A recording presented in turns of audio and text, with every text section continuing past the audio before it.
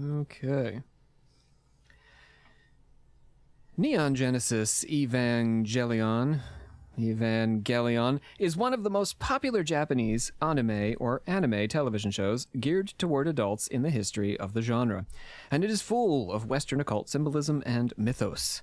The show tells the story of Shinji, a 14-year-old boy who is called on to pilot an Eva, a giant, seemingly mechanical, humanoid creature that Shinji and his fellow pilots mentally bind themselves to in order to control. His fellow pilots are Rei, a beautiful but mysterious girl who is also 14 and turns out to be a clone of Shinji's mother, who died creating the Evas. We'll get there.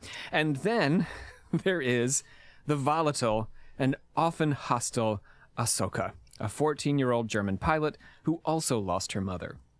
These three are captained by the older Misato, who houses Shinji and Ahsoka in her apartment and then commands them on the battlefield.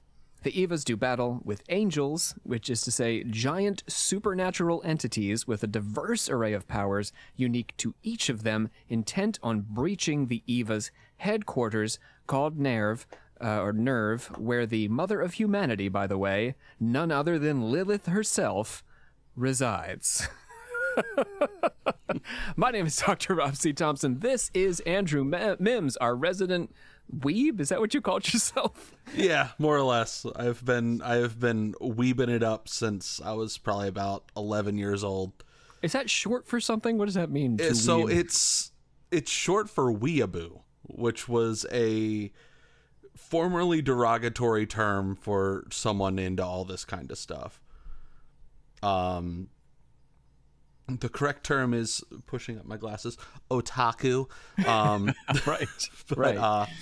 Just same thing, just anime nerd.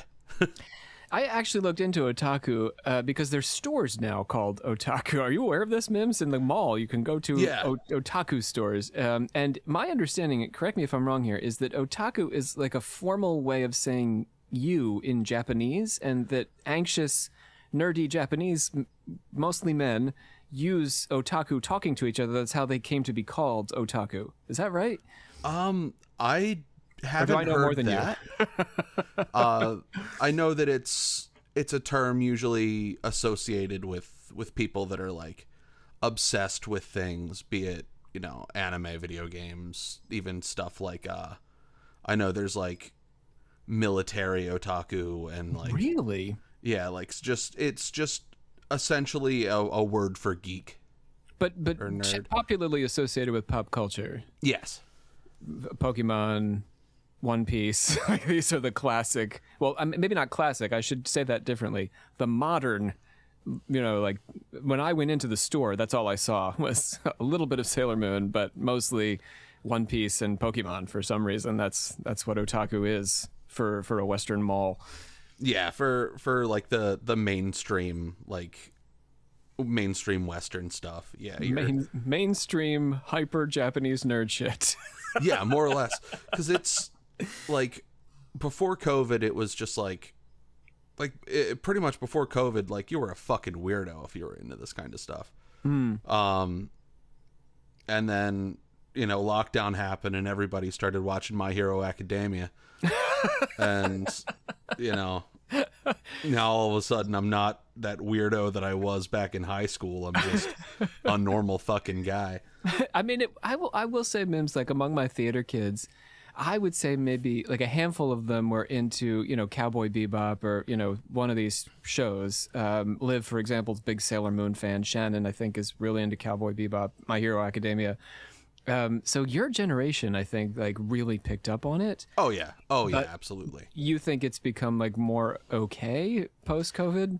Yeah, it's definitely more mainstream. You're seeing this shit in Walmart now. Right, you're seeing, like, you know, you'll like 10 years ago you wouldn't have seen like anime figurines at like your Target or something, but now it's just like, oh, you walk down like the DVD aisle and they have like all 9 seasons of Dragon Ball Z.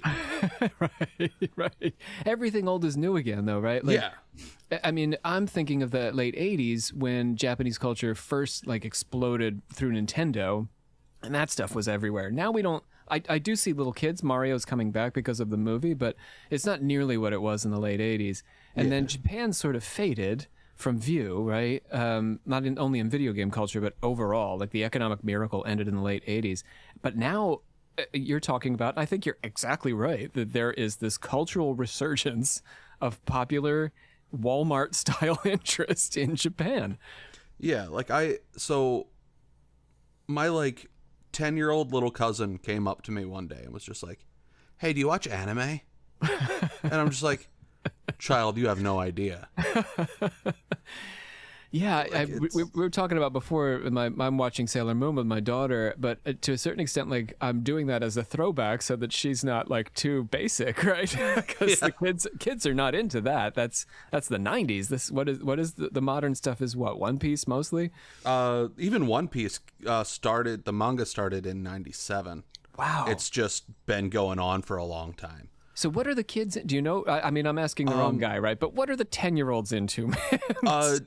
Demon Slayer seems to be the big one. Demon Slayer, Jujutsu Kaisen, My Hero Academia, which just ended. Which that one's one of my personal favorites. I still need to watch the last season because I'm old and I haven't been keeping up with it. Sure.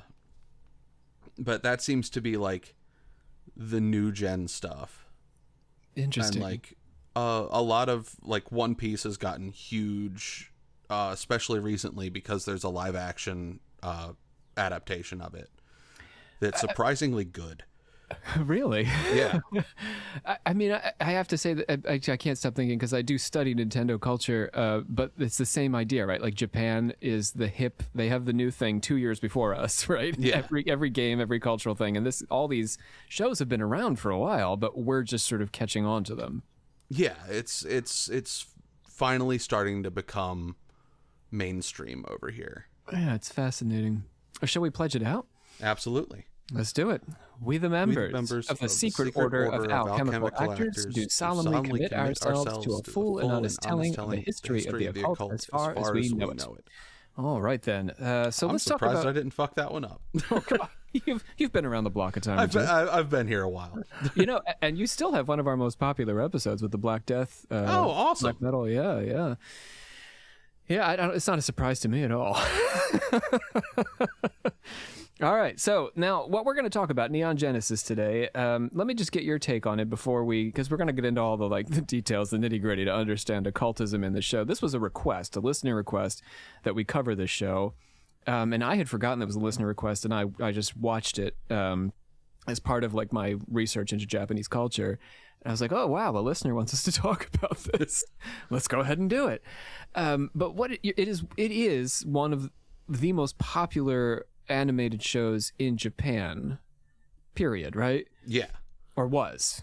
It's arguably still is. There's still merch being made to this day. I noticed that.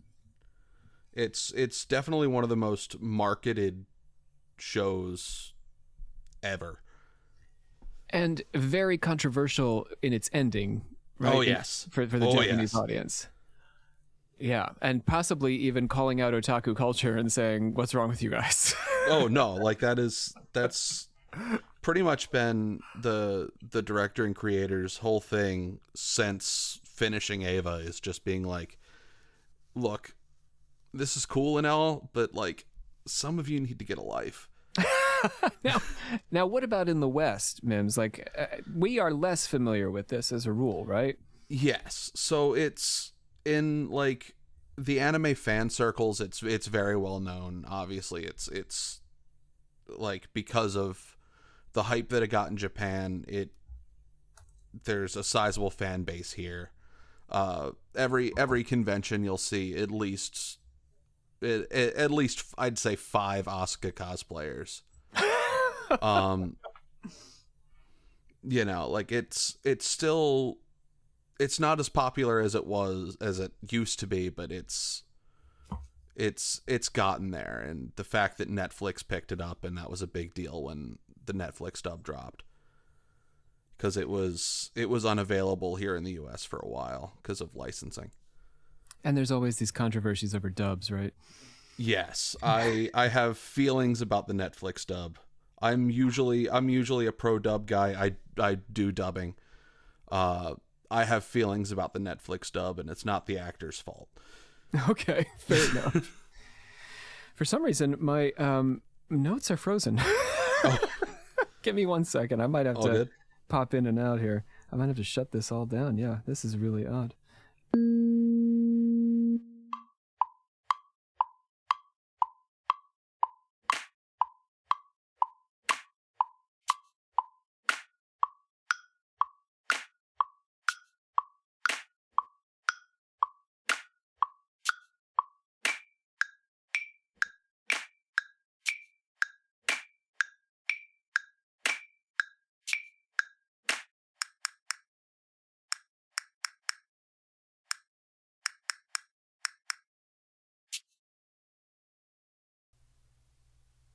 Occult Confessions is brought to you commercial-free through the generous support of our patrons.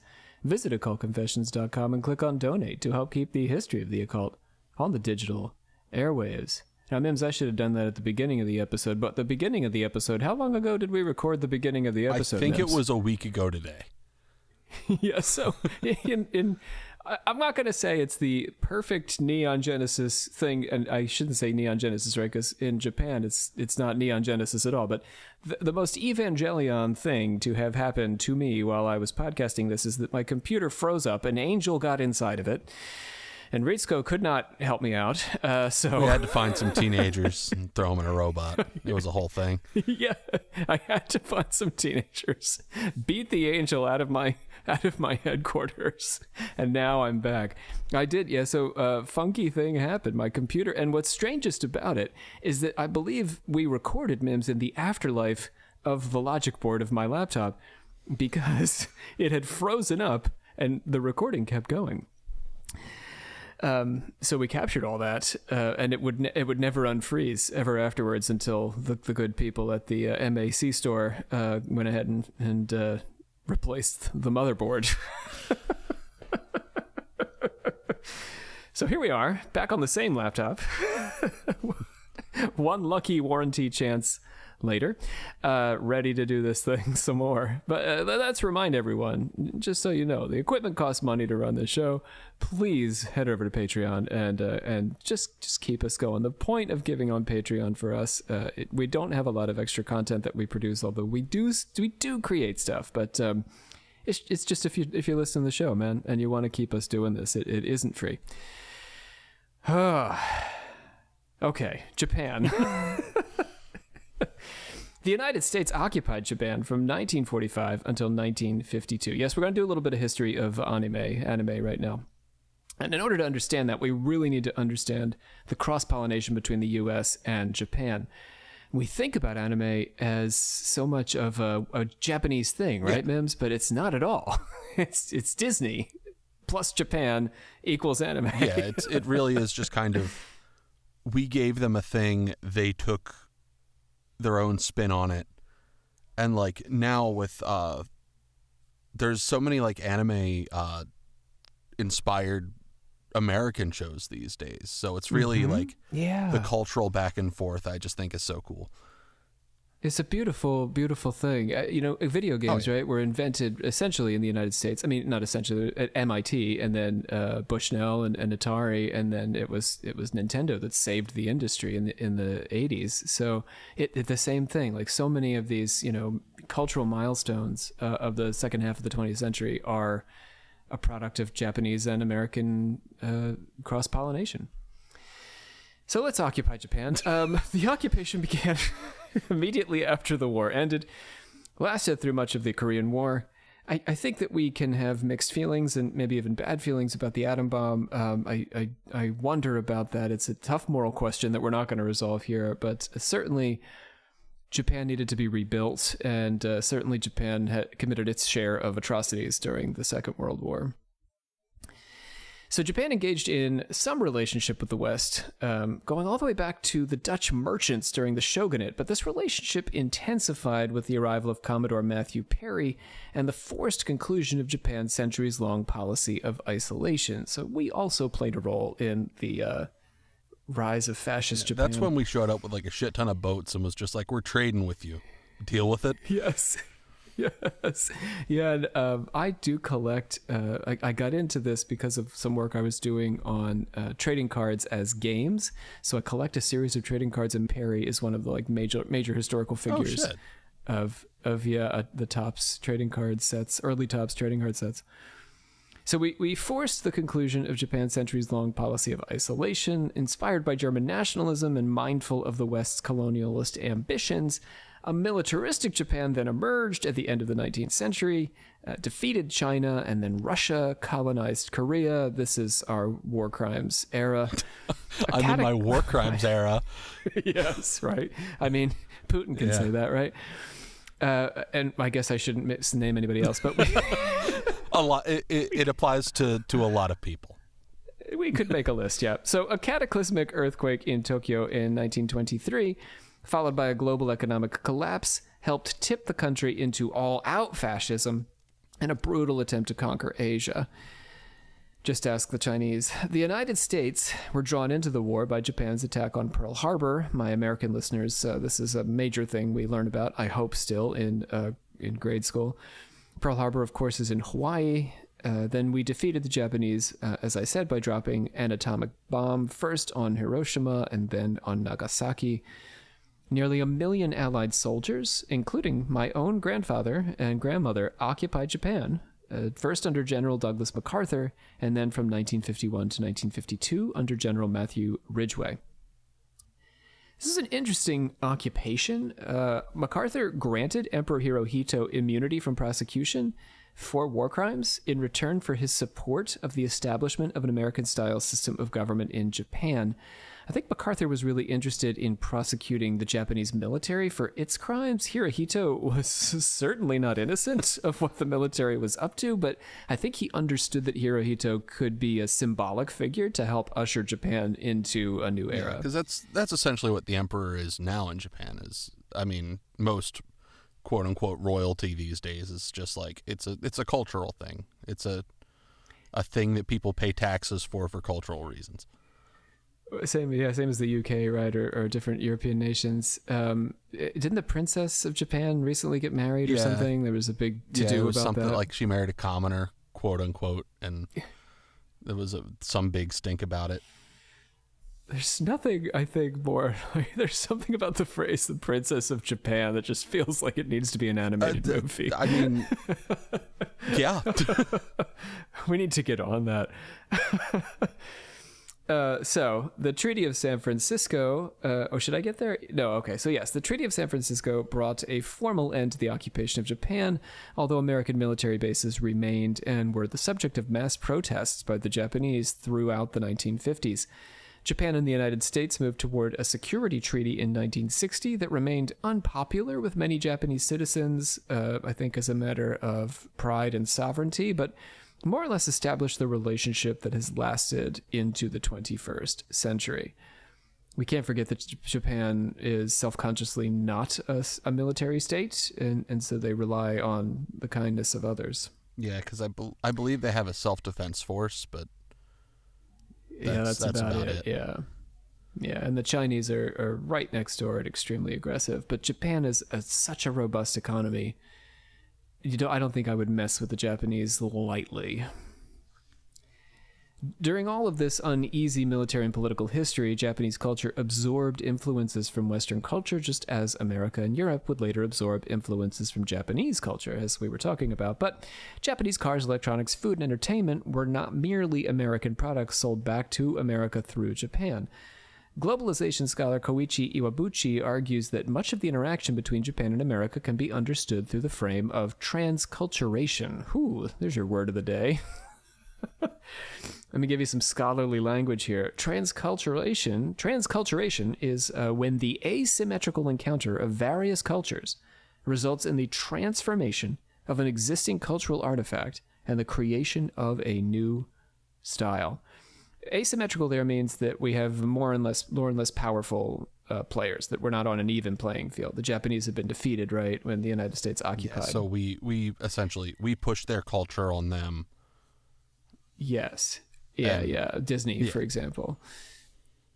And then the Japanese became the economic powerhouse of Asia and pushed their culture on Southeast Asia, and all the surrounding countries. And we just ate it up because we loved it. So the work of Walt Disney inspired early Japanese anime, which became a distinct form that differed considerably from American animation when it arrived on America's shores. I don't think I go into this, Mimms, but in the United States, I believe Disney in particular, would record the voice actors first and then animate. Yeah. I think Japan, they go the other way. For the most part, there's a few exceptions. I know the film Akira was done prelay in Japan, which is why you can usually tell within the mouth flaps because dubbing actor here. In most anime, there are about 3 mouth flaps. There's closed, mid, and then open. While in a lot of Western cartoons, there's 5, which there's closed, open, the midpoint, and then there's like things for like O's. Whereas in anime, there's they have like those reaction shots for the O's, right? Yeah, most of the time you just see their face distorted. As I've heard it called, the anime 101s, yes, which is an absolute blast whenever I get to do it. The other thing about is the background, right? The way they use the background, they'll run the animated figures. Like sometimes Japanese anime, they'll just sort of move the figure in front of the backdrop, right? Isn't that true? Yeah, so the animation is technically more limited. Like it's a lot more like there's something with like how they did the cells that's different, and like how they animated with the cells, especially like during when cell animation was still viable. Right. Which is all through this history, right? I mean, this is, I guess, the end of cell animation, more or less. Like about late 90s, early 2000s is when they kind of switched to digital. Like there's a very distinct like tone shift in how things looked. Yeah. So let's talk a little bit about Osamu Tezuka, right? Yeah. He is generally credited with all of it, right? Yeah, Astro Boy, Kim of the White Lion. Right, Kim of the White Lion. Princess Knight, less so, but still a very interesting character. So Osamu Tezuka invented Astro Boy. Astro Boy was one of the first, if not the first, serialized manga that was then turned into an animated series. Yeah. Tezuka just loved Walt Disney.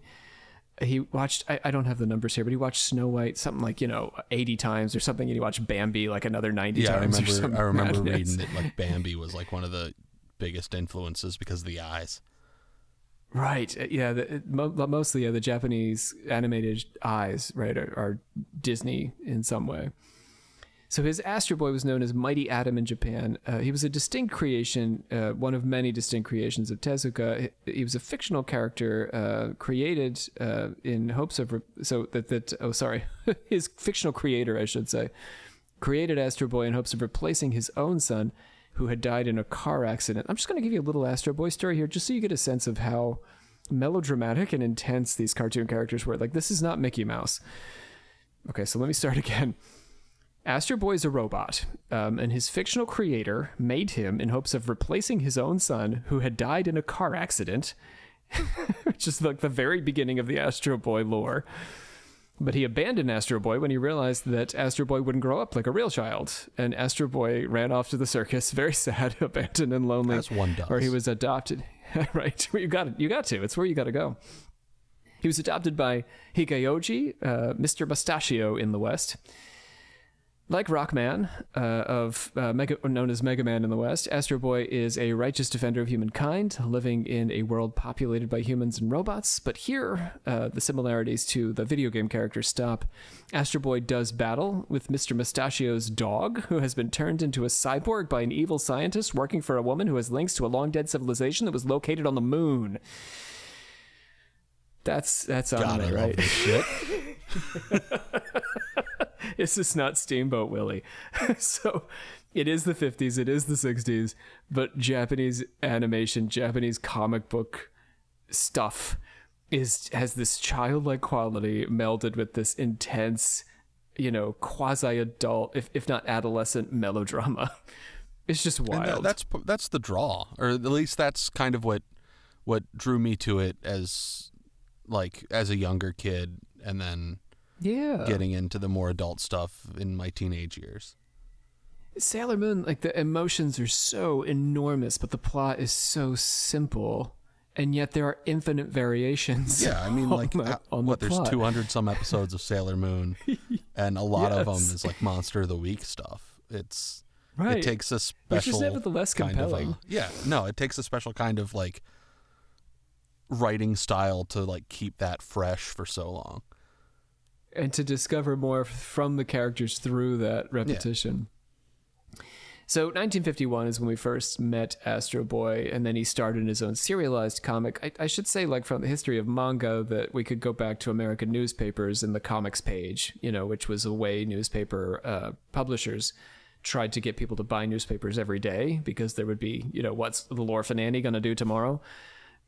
So the Japanese picked up on that, and in as early as like the 20s and 30s, they were doing serialized comic strips. And then, the comic books, the manga came afterwards. So Astro Boy, 1951, eventually got his own serialized comic. And then in 1963, Fuji Television created the first animated series based on Astro Boy. Okay, so we're still not talking about Neon Genesis, I know. I want to talk about one more thing. Mukoku Seki. Have you heard of this? The name rings a bell. Mukoku Seki. Yes, I pronounced that right. Characters or products lacking nationality. This is a Japanese word meaning characters or products lacking nationality. In Iwabuchi's terms, culturally odorless or unidentifiable as a Japanese cultural product. Sort of like a Sony VCR, in its most basic sense, right? Like, you don't think about it as Japanese. Yeah, like what? Well, some...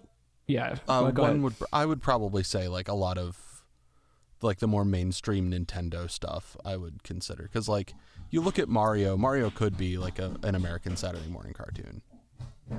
Yeah, and he was. I grew up watching it. Actually, it's awesome. Serialized afternoon cartoon with what's his face? I can't think of his name right now. Captain Lou something. Captain Lou Albano. Yeah. Yes. So yeah, but to the Japanese, even though he's Italian and Princess Peach is in a Victorian pink dress, they're all Japanese, and we'll talk about that. So while some Japanese creators theorize that this reflected a kind of ethnic self-hatred, historian Andrew C. McKevitt argues that it's more likely that the characters' nondescript faces were a product of low budgets. In Nintendo's case, they were dealing with 8 bits. How do we make this guy look? We can give him like a mustache. A unique character. Give him overalls. This is how we get a plumber out of Mario. Or at least a working class kid. He was supposed to be 24 or something. Yeah, I think so. Yeah. So creators rendered easily reproducible characters and differentiated them by, do you know? So their faces are all very similar, right, Mimms? What is very different on anime characters? The eyes. Go even higher up. The hair. All those hairstyles, all those colors. Oh yeah. Yep. Go on Crunchyroll, hit random show, and then play. Figure out who the main character is before the plot starts. You'll win every time. You do it with the hairstyle? Yeah, no, you look at the hairstyle, like, especially like I think there was like an image from, it wasn't Yu-Gi-Oh, but it was like one of the card game anime, like the show's meant to sell a card game. And like everybody in the classroom, just regular hairstyle. And then there was the main character that had like a swirl on top of his head, like bright red. It's hilarious.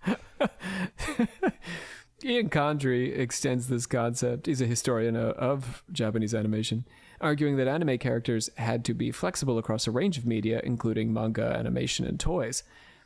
So Japanese creators had no sense of their work gaining an international audience, and so they gave little thought to their characters' ethnicity. So these are two factors really combining. When you want to take these characters and turn them into merchandise, you don't want a whole lot of detail that's going to louse you up. especially like if we're thinking about 90s toy manufacture. Oh yeah.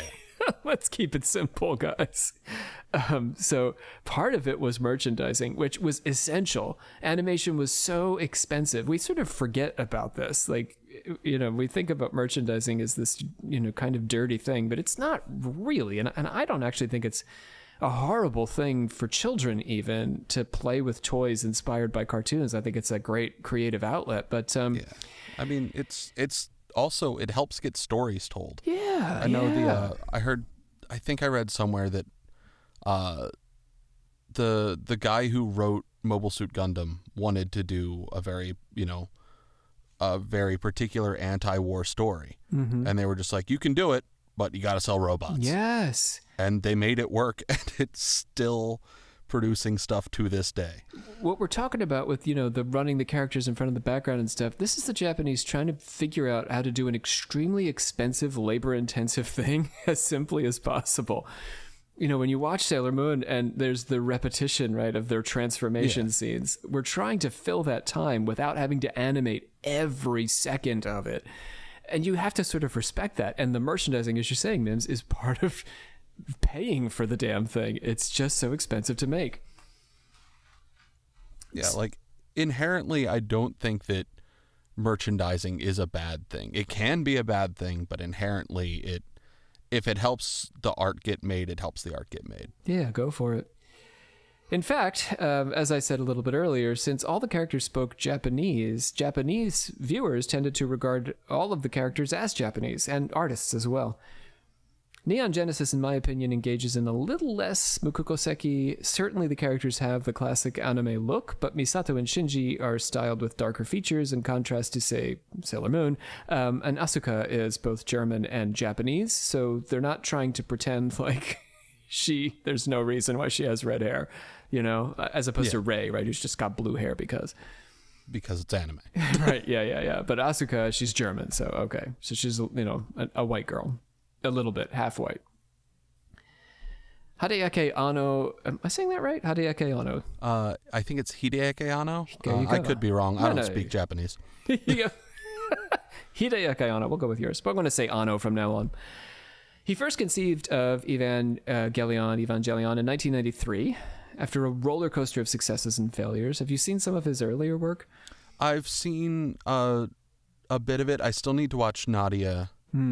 But like I've seen like the older stuff, the like Gunbuster. Sure. And I even watched because I love Studio Gainax. Like I even watched the like short film that they made for the convention that started the studio. Oh, that's neat. It's just a fun little thing with like a bunny girl fighting Darth Vader and shit. It's delightfully corny. I love it. Well, Anna was wrestling with depression, Mimms, speaking of delightfully corny, and anxious to create a series that would feature the mecha genre and bring new fans to anime, who he would then, I think, grow to kind of have mixed feelings about. Very much so. So the series launched in 1995 and took several narrative and structural twists, the most significant of which was the turn from an epic battle between angels and Evas to the internal struggles of the main character, which happened around episode 16. Yeah. Of 26, right? Yeah, 26 and a movie. Yes, but right. The movie cuts out the last 2 episodes. Yes. So. I actually went and watched the compilation before we did this. You know how they created another movie that was just like a summary of what happened? Yeah, it's like Life and Rebirth or something. Yeah, it oddly kind of pulls out, I think, what Anno wants to highlight. I'm sure he was involved in its creation. Anyway. The TV series ended in a fairly avant-garde style, mixing animation with line drawings, and then in the movie, real-world images to tell the end of Shinji's story. Anno returned with a movie that offered what is, in my opinion, an equally perplexing but fully animated ending, showing the events outside of Shinji's head in the world of the epic. And by fully animated, I mean there are live-action segments, as I said, but I guess we're going to assume that you've watched it, friends, if you're listening to this. That final episode, there are moments when Anno was accused of running out of money because the character of Shinji, it's the the Daffy Duck cartoon where the animator is messing with him. It's a kind of, absurdist, surrealist cartoon. It's like that. That's the story I heard, was the studio ran out of money. Yes. And so that's why they did the weird ending. But like, I didn't appreciate the original ending of the show as when I watched it when I was like 14 or 15, as much as I do now when like I've had my own struggles with depression. Sure. And self-loathing, and that is a huge part of that ending. Yeah, it's so much about finding the light in a dark, dark place, right? Yeah. Oh, absolutely. And Anno claimed, we should say that he was not hampered by budget, that this is how he wanted to tell this ending story. When we think about occultism in Evangelion, it's not straightforward. So you guys are here for the occultism, right? It's occult confessions. I'm gonna take it away from you a little bit, but I am gonna explore it. So I just want to warn everybody out there: there is a desire to read a lot of Kabbalah and stuff into this. But Anno denied any intent to use Western Kabbalah and religious imagery in a way that reflects the original beliefs. Rather, sort of like we're talking about with Western and Japanese culture, he repurposed crosses. I shouldn't say Western, I should say American. It really is American Japan, but he repurposed crosses, which appear frequently in the show, as well as the iconography of Lilith, Adam, and Eve, to his own ends. He's doing his own thing. The show observes a classical existentialism, which is European, so there you go, which overlaps with a great deal of occult thought. Mr. Worldwide. Yes, thank you, Sartre. The will to live is the reason to live, and we should not concern ourselves with any further justification, as Albert Camus so deftly argued in The Myth of Sisyphus. We also shape our own reality through the systems and beliefs we choose for ourselves. This is a straight out of Aleister Crowley, and also chaos magic. And it becomes particularly visceral as the series winds up to its conclusion. There's an existentialist conclusion to all of this, right? Like, why do I keep going? Because survival is its own reason. These particular occult intentions aren't intentional, and they're a caution about reading too far into the show's occultism. The show certainly does explore Western and Eastern philosophical and psychological concepts with some depth and complexity. So does occultism, an occult theory broadly conceived. For this reason, as we explore this, we're inevitably going to find connections between them, even if Anno didn't intend them. This was more or less the point I made about My Little Pony: Friendship is Magic. The connections are meaningful in that they say something about us as humans, whether or not they stem from the creator's intent, but it's a fool's errand not to take Anno at his word and try and create a Kabbalistic grimoire out of Evangelion. I don't doubt that he was inspired, but we need to look beyond the details of occult theory to fully understand what he's doing. I hope you guys are okay with that out there. You okay with that, Mimms? I'm okay with that. All right, so let's do a little bit of synopsis, Mimms. Jump in whenever you feel like I've missed something important. Gotcha. The story opens with the arrival of Shinji Ikari at NERV headquarters. Is that how you pronounce it, NERV? Like I said last week, I have some issues with the Netflix dub. Yeah. Because I grew up, I watched the original, the nerds here will know it as the ADV dub. They called it Nerve. Yeah. And then when Netflix picked it up, they Frenchified it. So it was something with Studio Kara and Anno that they had their hands, like, they were more hands-on with the dub. And this also happened with the third movie of the rebuild. They completely dubbed the third movie. They premiered it, I believe, at Otakon 2015, if I'm not mistaken. Or 2014. No, it was 2014. I remember because I was there, but I didn't go. And then they made them completely redub it because they didn't like certain things, and they had to like give a warning like, hey, things are pronounced differently. There's different terminology used than previous things, because the Japanese side was just like, hey, we want this done a certain way. Whether or not it makes sense, I don't like nerve.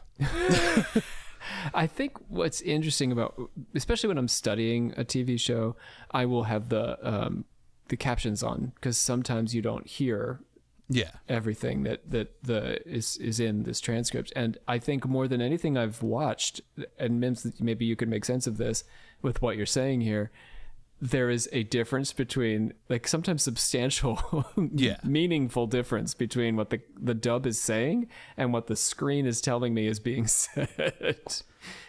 Yeah, so a lot of that. Sorry to go off on a dubbing tangent. It's good though. It's cool. This is what I the nerds I should like be doing. here for this. Yeah. So when doing the dub script, the biggest thing is intention. So get the intention behind the line rather than the literal interpretation, because the people that want the literal interpretation are going to watch it in Japanese with subtitles. Right. The main thing is the gist, because we need to fit those mouth flaps. We need to have things done in a certain amount of syllables. Interesting. So probably the reading is, I found the reading to often be better. Like the language was better, deeper, more complex. Yeah, for again, this is not on the actors or the directors of the Netflix dub. But yeah. Yeah, okay. They're doing the best they can. They're doing the best they can. Probably given the ADV dub was done in the 90s, it's probably also not as good, but I watched it when I was a teenager and I'm connected to that dub. Sure, yeah. So I have nostalgia for it, so that's better inherently. Got you.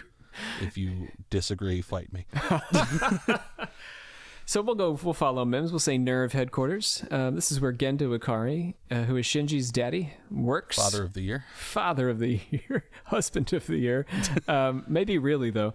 He's the director of Nerve, which is a paramilitary organization. It is not the government.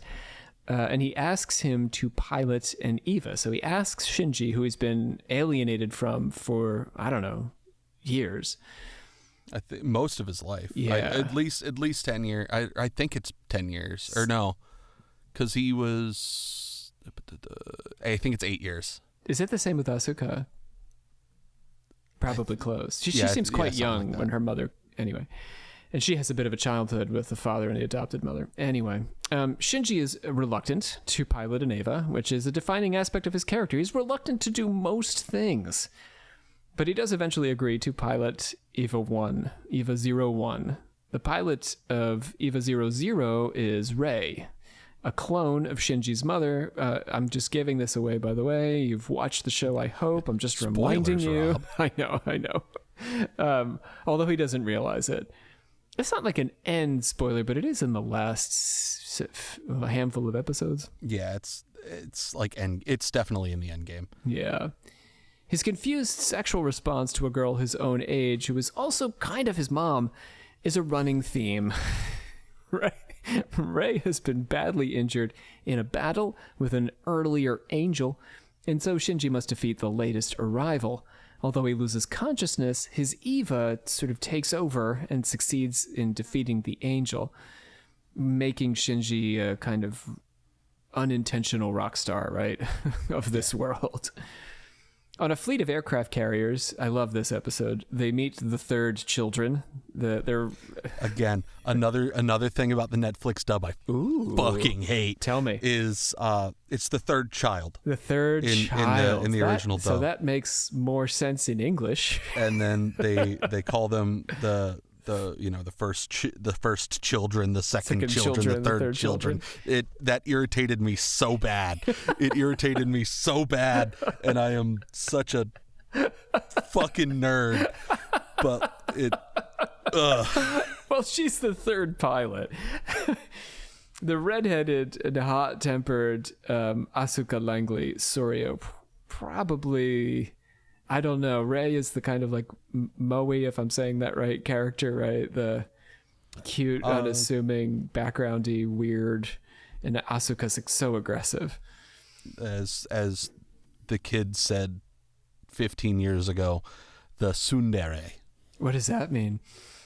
Basically, like the trope of Asuka's kind of character of being very, very aggro, very, for lack of a better term, bitchy. Yeah. But having that core of there's something beyond that. Right, a brokenness. A softness at the core of like a very aggro exterior. She's so compelling. I have to say, I think she's probably my favorite character. She's just so compelling and so complicated, and that kiss with Shinji is just so weird. It really, like, it was like almost uncomfortable. I mean, totally. To me, it was oh yeah, insanely but that's what was so delightful about it. That's really just like the crux of the show. Is it's very uncomfortable to watch sometimes, but it's a good uncomfort in storytelling. So I believe Anno's idea is that Asuka is the inverse of Shinji. Shinji is male. He's full of self-doubt and recrimination. Kids, are you okay? Okay, sorry. Shinji is male. He's full of self-doubt, full of recrimination. Asuka, at least initially, is self-assured and cocky, and of course, she's a girl. So we get these two inverse images of each other, and unlike throw them in a house together. It's not like moonlighting, right? Like, we don't have a situation where there's these two strong-willed people who just can't get it together. Asuka just mops the floor with Shinji day in and day out. And he's attracted to her, and he's attracted to Rei, and he's attracted to Misato. So he's wrestling with all that too. But really, as Mimms said, Asuka's confidence is profoundly fragile, and after a defeat, she suffers a mental breakdown and is actually no longer able to pilot an Eva, the only one of the three who gets to that point. Shinji, by contrast, gains in confidence as the series progresses. Asuka is replaced by an angel disguised as a human. His name is Kawaru Nagisa. So Kawaru is an angel, but he's a human, which is weird because the angels have been these giant Godzilla villains. But now he's just a dude. We don't know that he's an angel until he's penetrated deep into a nerve. Sorry. and he's about to, screw everything up, and we'll talk about the end game for Evangelion and what that means. But he's about to screw everything up and bring about the apocalypse, and he turns to Shinji and he says, you can just kill me. It's okay. Just squeeze me to death, buddy. Yeah, the greatest freedom, something like this, is choosing your own death. However, the death of Kawaru, which he does for Shinji, right? It's sort of like a sacrifice for his friend. He realizes in Shinji that humanity deserves to exist. This pitches Shinji off the deep end and sets him off on his final arc, which is a profound unraveling that ends in a beautiful fantasy of Shinji joining with the other characters in a peaceful reality as school children. I just love that. That's the weirdness of that scene. It is... I don't know how much you've looked into like other like adaptations and stuff. That was so well liked. It's its own continuity. There's a whole other manga of just these characters in a school setting, not like fighting anything, just I think it's like a romantic comedy sort of thing. Oh, I'll have to check that out. I do like those like comic. Is it like a gag manga? Does it go that far? I don't know. I haven't personally read that one. Maybe I'll check it out. But I remember You know, as a kid browsing the manga section of Barnes and Nobles, I remember seeing that and just being like, "Oh, that's neat." Oh, I could probably get it cheap on the old eBay. Well, who knows?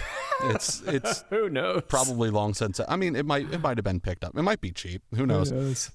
There is a neat kind of Shin Buddhism here, at least for Shinji, whose name sort of suggests Shin Buddhism. To paraphrase Shinran, the lotus blooms in the muck.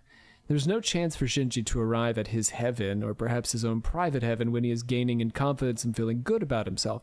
His ego, which starts out badly bruised, begins to heal, but ultimately needs to be transcended. I mean, this is all like such a psychodrama, right? He hates his father, but he gets more confident and feels better about himself as he pleases his father by piloting his father's, great creation. Yeah. Quasi-creation, right? Gendo didn't really create them, but anyway, he sort of created them. Spoiler alert. That Ava's also his mom. Good Lord, right? There's a lot of Shinji's mom in this. She literally. So, but this is not good from a Shin Buddhist perspective. Ego is bad for us. So when he's knocked down, not only by Asuka, but also by the loss of Kwaru, and he's at his lowest point, that is the moment when he discovers an alternate reality in which everyone loves him and everything is okay. The Pure Land is here right now. We just fail to perceive it. A change in perception allows us to view the reality of the Pure Land's presence. We could read the end of the television series as just that awakening Shinji sees. There's literally, right, the world around him shatters. And he sees the truth. And the truth is, he's okay. Congratulations. Congratulations. Can we just, get, everybody in, all of the alchemical actors to just congratulations at the end of this? Congratulations. And there's a comment from Mom and Dad, too, at the end. I forget what they are. I don't think I wrote them down. Thank you, Dad, or something. Yeah. Yeah. And it's hard to tell whether Anno is speaking to his own family or whether this is Shinji, or both.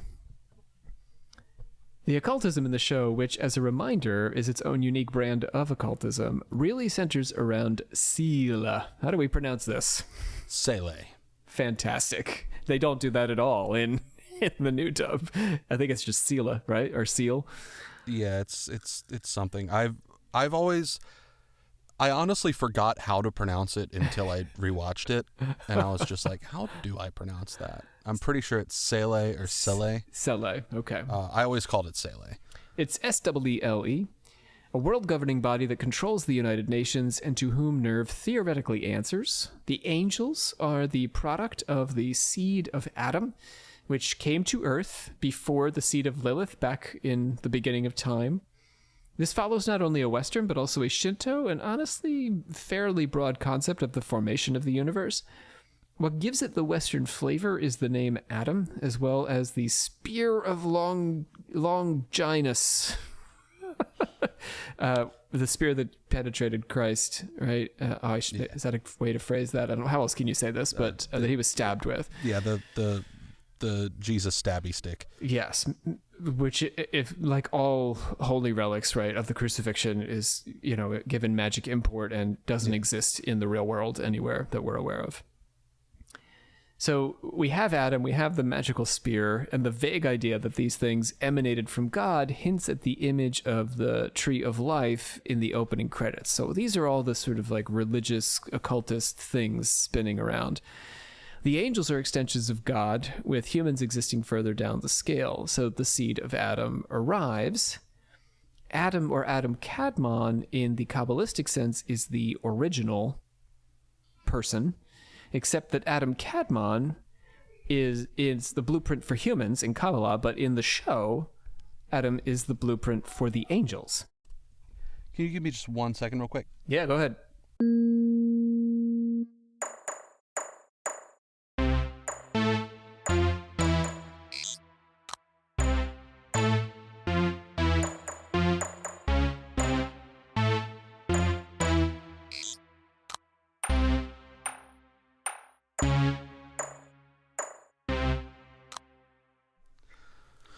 Sorry, Faith just got home and I had to tell my beautiful wife I love her. Oh, that's lovely. She is lovely. Tell her I'm going to put this on the show. Rob's putting that in.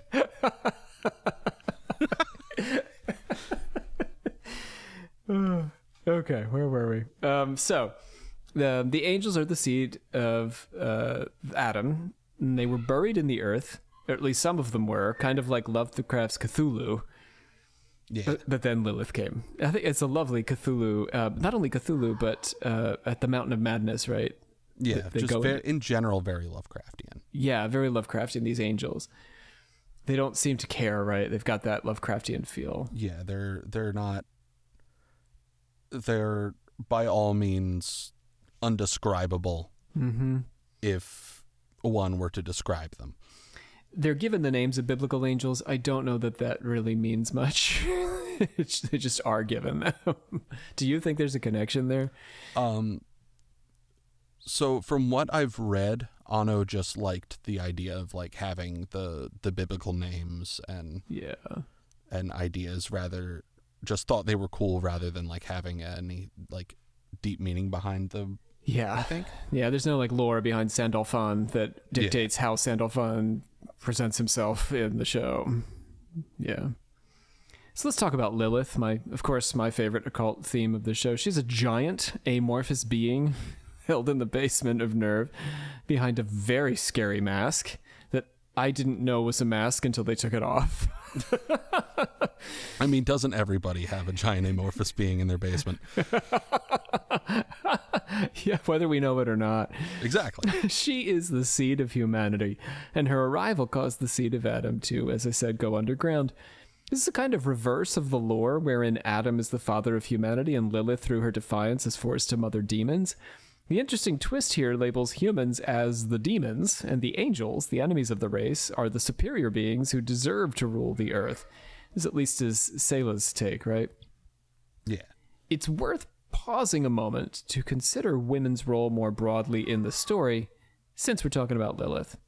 We often see them from Shinji's teenage boy perspective, which is to say, they are sexualized. Yeah, it's very, like you said, from the lens of a teenage boy.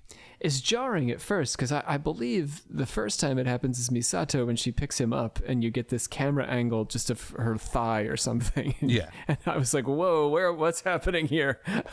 Oh, it's one of those shows. Yeah, you do think that, right? But then it isn't, because so much else is happening.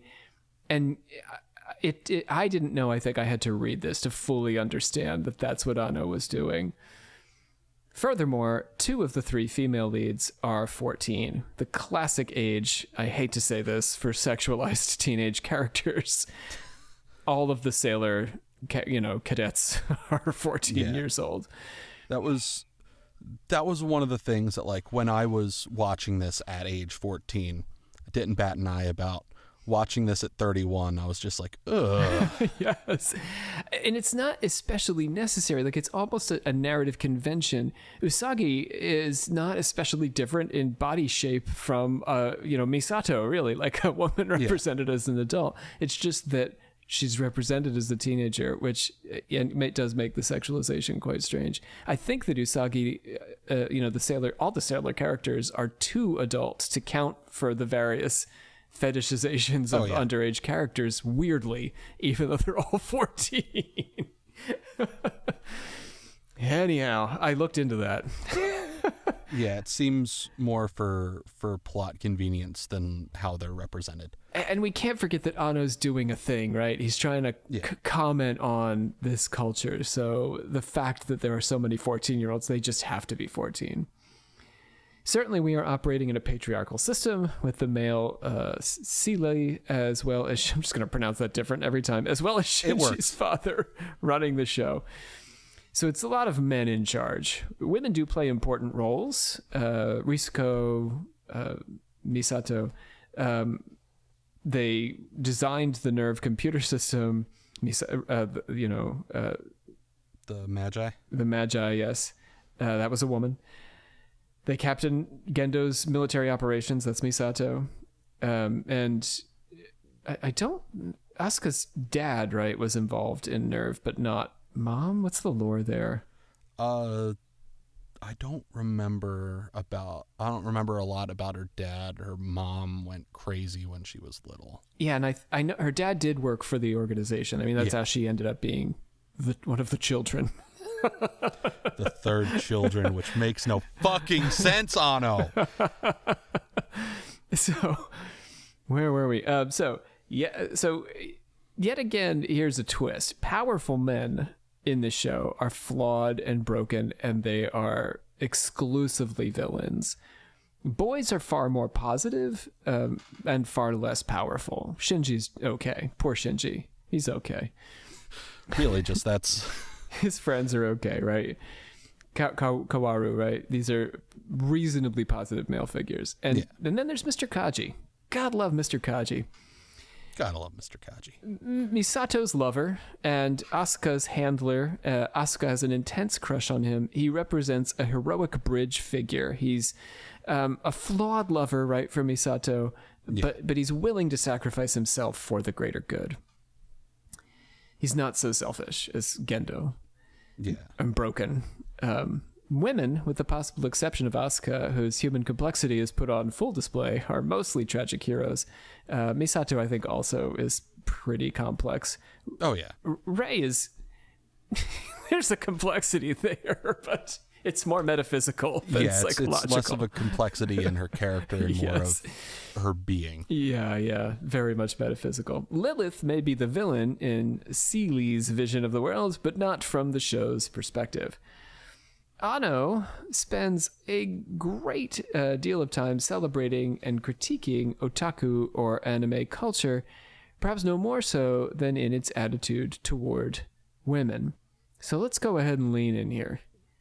In the midst of the series-ending episodes, episode 22, which is focused initially on Asuka, begins with a scene of her throwing herself at Mr. Kaji, who rejects her, saying she's just a child.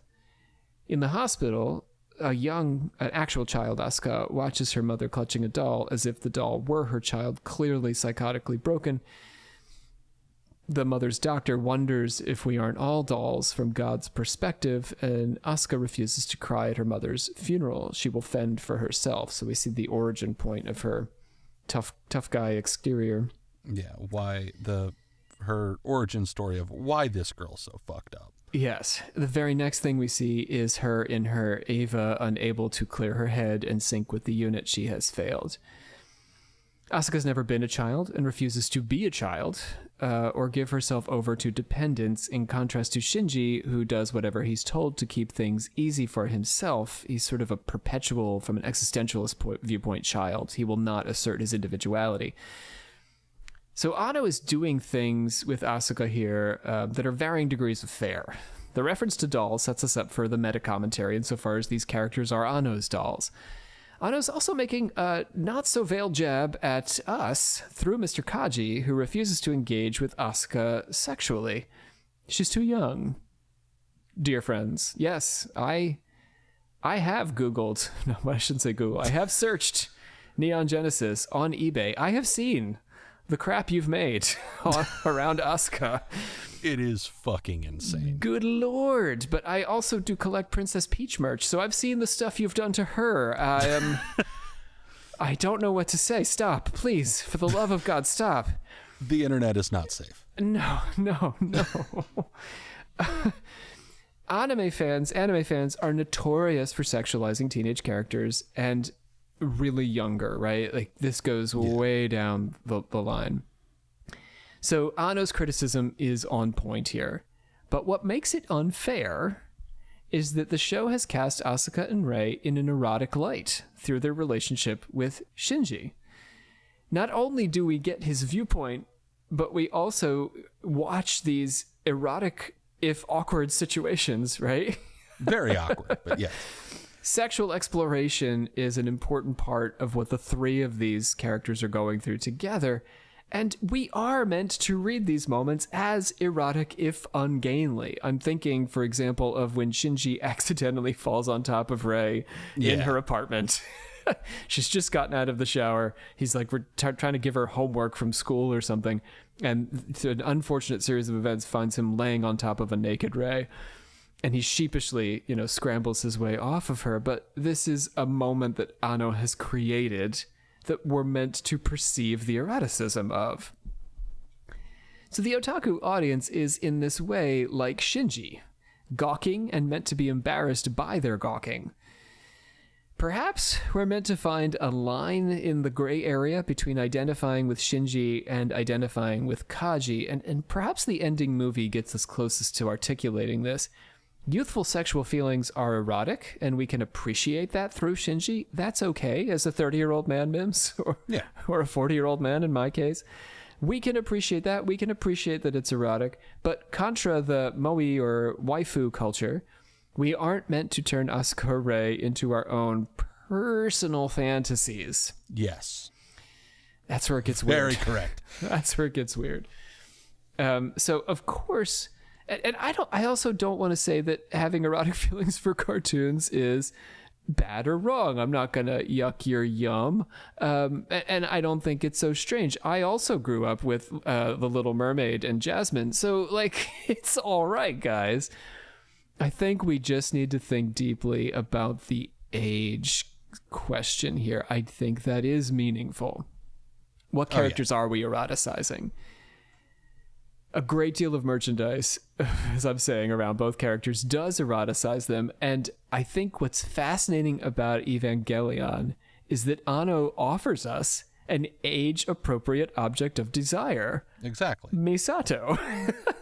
Who is objectively best girl. And Kaji's lover. Kaji is telling us who we're supposed to be. Be Kaji, right? Anno is telling us to be Kaji. In rewatching it, I felt like, out of everybody in the show, which is, they're all deeply fucked up in their own way. Mm-hmm. Kaji seems the least fucked up. Yes, I think which is true. saying something. He just can't, if he could just get it together with Misato, if he could just find a way, right, to express himself fully, he could be a happy man. And then he gets killed by the shadow government. Right. Yeah, what can you do? Hate it when that happens. The angels are hyper-focused on penetrating Nerve's headquarters, again, a sexual metaphor, very likely so that they can merge with or perhaps destroy Lilith. It shouldn't shock us, right, that it's not Adam in the basement, but Lilith. All this penetration.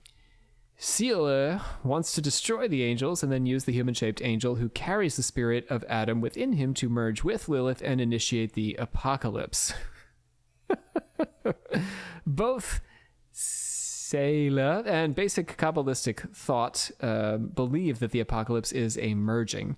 In the beginning, or near the beginning, the divine sparks were scattered, and it is the work of creation to bring those divine sparks back together. Evangelion imagines this as the human instrumentality project, which Ciela believes will unite all of humanity into a single being with God, Adam, and Lilith. There is a Western Hermetic feel to this, descending to Earth and then ascending back to heaven, also a Hindu and Buddhist feel with the transcendence of self in this human instrumentality, human spirit singularity thing. Does that all sound about right, Mimms? More or less. So the merging of humanity takes place at the third impact, an apocalypse fleshed out in the End of Evangelion movie, which was produced to satisfy, by the way, fans' consternation at the original ending. Purportedly, right? Yeah, no, that's exactly what it was. I believe there was some of the death threat letters were actually shown in some of the live action footage of the movie. And footage of, I believe it was audience members watching a version of the ending with them not in it yet, right? I believe so, yeah. Anno was pissed about the reaction to the ending. I think what he wanted to do was give people a happy ending, and they were annoyed because it was also, in their defense, quite abstract. Yeah. And so he gave them a literal ending that was equally, if not more confusing, in my opinion. Yeah, I have the ending, watching it as a kid, by kid I mean not 8, 14. Again, I was 14. Yeah. I was completely and utterly confused. And Yes. like I remember because I had bought the DVD because I found the DVD cheap, and so I bought it because I hadn't actually watched it through a various means. My best friend's older brother had the DVD set, and I just went over there one weekend. We binged it, and then we watched the movies on sketchy websites.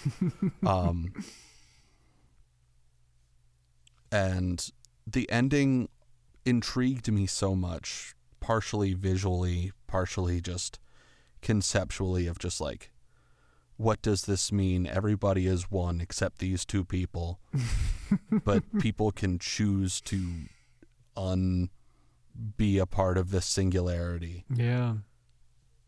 Yeah, I mean, I think that's it in a nutshell, but it's so much about that is the imagery, right, of what's happening is just mind-blowing. I mean, the image of like the poster for the end of Evangelion is so like culturally significant for anime fans. Remind me what that is. I don't know if I've seen it. It is the giant ray head in the shattered ocean of blood. Yes. Yeah, and Shinji and Asuka just like sitting down looking at it. Yeah. It's what I think the band Set It Off used riffed on that for an album cover recently. Like it's iconic imagery at this point. It's got a Twin Peaks feel to it, that there's this hard turn. Like, we're set up in this world of mech anime, and then there's this hard turn to this deep, complex, metaphysical, psychological exploration that is so confounding when you try to like focus in on the details. It's delightful. I mean, for a certain kind of viewer, I think it's just delightful, but for another kind of viewer, it's so frustrating that, you know, they get angry. It's not a show for everyone. If you don't mind being confused, it's wonderful. And it was apparently even worse. I was just before we came on, I was watching a bit of the live action short film he made that was supposed to be part of this, involving the voice actors playing their own characters in the real world where Shinji doesn't exist. And they're just sort of like going through a regular day and nothing much happens. It's 10 minutes long. I haven't watched that. Oh, you should pull that up. It's very odd. That's something I'm definitely going to watch. It's very odd. I love what I've seen of what Anno has done in recent years, especially Shin Godzilla, which is probably my favorite modern Godzilla movie. Second favorite, Godzilla -1 is still better. But it's just like, it's equally weird, mindfucky, and also the government's stupid. Speaking of which, none of the old men get what they want in the end, particularly Gendo. Haunted by the death of his wife to the point of near total emotional detachment from anyone except her clone, Rei, he attempts to fuse with Rei. Gendo has taken, by the way, Adam's embryonic form into his hand. He's got this weird eyeball in his hand. And Rei fuses with the hand, but then detaches it from Gendo, leaving him separate. Ouch. She then merges with Lilith, creating, as we're talking about, a giant Rei that oversees Earth's apocalypse. Human souls are merged into one, except for Shinji and Asuka. It is Shinji who upsets this merging.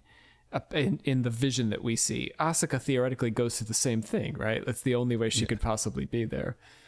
The giant Rei asks Shinji whether he would prefer to stay himself or not, and initially he's willing to abandon his individuality and merge with Rei and everyone else. But then he realizes that perhaps this merging is not the product of a grand spiritual quest, that humans had not actually achieved the hermetic ascendance that's taken place, and that the third impact is therefore a hollow experience. Now, I'm reading a bit into this. but it's logical, right? We forced humans to transcend. They didn't get there themselves. It's the difference between a drug trip and a meditation trip. It's a false, not a false start, but a false end. Yes. And so Shinji must separate again and try to work things out for himself, except that he's not by himself. He's got his old buddy Asuka. And we will get to that ending in a second. The crash out for the century. Ooh. So the action more or less stops when Shinji kills the angel person Kaora. In the next episode, he's alone on a chair being interrogated by the show itself, it seems. Yeah, more or less. So there's these clips back and forth. If you've watched the show, and I'm trying to remind you, you'll see title cards, essentially, that are talking to him. Asuka and Rei are subjected to a similar interrogation, we assume. Asuka and Shinji are brought to the initial realization that they are lonely and that they are the authors of their own loneliness. Shinji in trying to please others and Asuka in spurning others, both from a place of failing to love themselves. Shinji's divided in killing Kaworu. By pleasing Misato, Gendo, and Nerve, he must destroy someone he loves. So he's broken, right? He's so good at pleasing people, and that's all he wants to do. But suddenly he has this friend who his boss, his dad, and these people he loves want him to kill. So he's fractured by this. Yeah. Yikes. Rei is similarly afraid of facing herself for fear of finding herself to lack any personhood or individuality. Like, she is the poster child for existential crisis. What if, when we look inside of ourselves, we discover that there's nobody there? The show concludes on a strange kind of high note, though. Shinji is in the process of being subsumed by instrumentality. He hates himself and he's willing to let his individuality go, but then he realizes that although he hates himself now, if he can hold on to what he is, there is always the possibility that he could learn not to hate himself tomorrow. Oh God, that is existentialism 101. It is. So, getting a little deep here. Let's do it.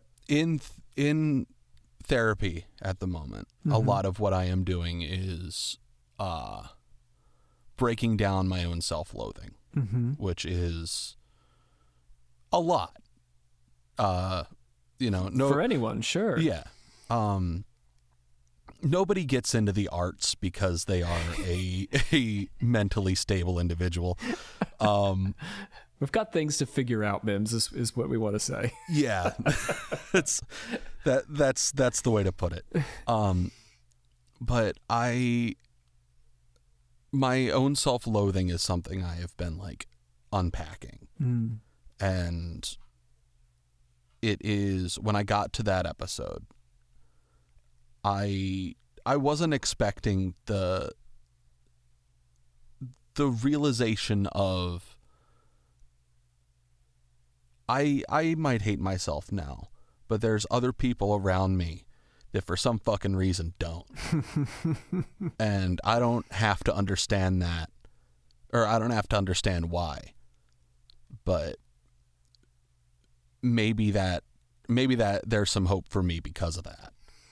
And that I was crying. I think after I finished it, I came in here and I hugged my wife and I was just like, "You love me for some reason." And lovely. Faith, used to all this shit, was just like, yeah, I know. I would say, Mimms, taking it even a step further, that for Shinji and Anno, yes, it is good that others love us, but even if we didn't believe that, or we couldn't accept that, we could still say to ourselves, I've hated myself today, and I've had a shitty day or a terrible day, but tomorrow, that's the reason to keep going. Maybe tomorrow won't be as awful. We must imagine Sisyphus happy, said Camus, right? Meaning that even though he's got to push that boulder up the hill every day, the next day, when he gets back down to the bottom, Sisyphus always says to himself, well, at least I'm here. At least I've got something to do. At least there's always tomorrow. to bring it back around to anime, to quote Monkey D. Luffy from One Piece, as long as I'm alive, I have infinite chances. It's true. It's true. And that, survival, right? I think this is the Kaworu episode. Survival is its own reason. And I think Kaworu, Shinji, I think, says something like, oh, that's cold. But Misato or somebody says, oh, well, he deserved to die because he didn't want to live. Whew. There it is. Yikes. We have to trust tomorrow for no other reason but that it's there. Yeah. I want to dig in now to this schoolboy fantasy, and I'm going to go find this manga now, but an eerie fantasy winds up into this moment. So before Shinji has this realization, we go through this weird alternate universe in his head, right? We're definitely inside his head, and Anno's made that clear. Shinji is no longer in the sci-fi mech-apocalypse, but rather a Japanese schoolboy comedy with Misato as his teacher, Asuka as the girl next door who has a crush on him, and Rei as the new girl. His parents are getting ready for work in the kitchen, but we never see their faces. I love that. Oh, it's so good. So clever. The fantasy dissolves in a comedic conflict over Shinji having seen up Rei's skirt. Running to school like Usagi Takino, Rei and Shinji. I think that's very intentional, right? Oh, yeah. No, it's intentionally tropey. Yeah, it's an homage. Rei and Shinji literally run into each other, and Shinji briefly gets a glimpse up Rei's skirt. When she's introduced to the class, she calls Shinji out for this, and Asuka jumps to his defense, accusing Rei of showing him her underwear on purpose. What's interesting about this is this happens like seconds before he has this revelation that life has meaning. And yet this fantasy is quite, sort of silly and weird. Yeah. Anime tropes is what gives life meaning. You're right. Yes. Shinji's sexual drives are the focal point of this little narrative, and they help him out of human instrumentality. In the movie, we learn that at this moment, he is in the process of being subsumed by a giant Rei Lilith creature. An ultimate Oedipal return to the womb, right? Mom is literally taking him back into her body. But his sexual feelings for Rei are fraught for good reason. And the fantasy turns into an argument over them. He is troubled by his attraction to Mom. As you should be. Right. This is what opens the door for Asuka. She is his best defense. She's the one that jumps up, right, and defends him. In character, yes, but also because she offers the opportunity for a real adult relationship outside of that mother-son return to the womb situation. Isn't that cool? Oh, yeah. I don't know if you've watched the Rebuild films. But the last one kind of riffs on this as like an alternate universe where they're all adults, and they all work in the same office, and it's less like anime tropey. Oh, really? But it's like that kind of, hey kid, shit's weird now, but one day you're gonna look back at all that and it's gonna be nothing. Yeah. Now touch grass, you fucking loser. And he does. Shinji chooses to differentiate himself. He chooses to seek a mature union of the masculine and the feminine, and as Mimms said, we all congratulate him. Congratulations. Okay, so we're almost done here. The movie does not end on an especially hopeful note after this choice. This is, I think, what pissed Anno off the most. Here, look at this dark shit that you guys wanted. Alone at the end of time, Shinji finds Asuka laying on the beach and attempts to choke her to death. He's already done this once in the movie. Perhaps he's trying to spare her this hellscape. Symbolically, he's also attempting to reject the binary opposition to himself that she embodies. But her hand reaches up for his face and he stops. He starts to weep, still kneeling on top of her. And the last thing we hear Asuka say is disgusting, or how disgusting. Whew. Much darker than congratulations. Anu's big middle finger to everyone who wanted this different ending. It's so grim. But if we read it through the lens of the way he ended it before, it's not actually that grim. Shinji has a big job ahead of him to subsume the psychic forces of Asuka and merge with his opposite. Maybe it's impossible, but Anno doesn't tell us. All he says in the end is that, boy, this is going to be tough. What do you think about that ending? Again, as watching it as a kid, it was, what the fuck is going on? And like watching it again with like knowing like all the stuff, like behind the scenes stuff, Asuka calling Shinji disgusting was definitely some kind of like thinly veiled thing for Anno calling the audience disgusting. Yeah. For like, there's a lot of like calling out of otaku culture that happens in that movie, especially. Yeah. And then the going. existentialism. Right. You just have to deal.